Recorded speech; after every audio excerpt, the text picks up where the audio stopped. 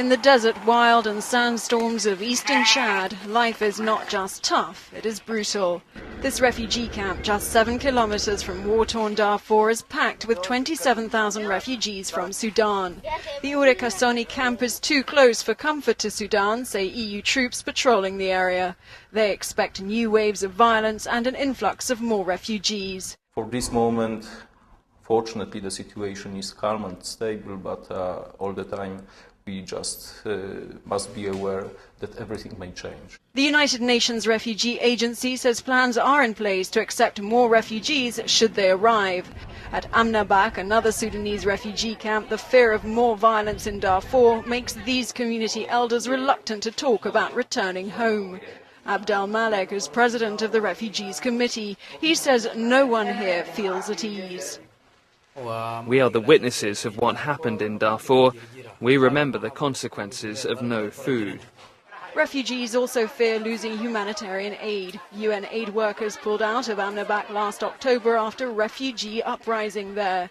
They came back 4 months later when security returned with the help of EU troops. Aid workers say the protests were orchestrated by Chadians who tried to register as Sudanese refugees so they could receive food. During the 4-month absence of aid, we were in a critical situation. We, among ourselves, divided up the rations by gram and by mouth. The elders were asked to get involved with camp security. They say the situation is better now. Camp rebellions and regional instability represent a long-term challenge for humanitarian workers, says the UN Refugee Agency Sergei Male in Chad's capital, N'Djamena. If the environment is not properly secured, they will not be able to work. Because they need, in order to put their programs in place, they need 3-5 years. It's not quick fix, it's long term.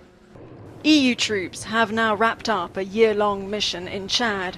UN officials say those troops have brought security to the camps they were sent to protect. But both the UN and EU agree more needs to be done to prevent Sudan's Darfur crisis from spilling further into Chad.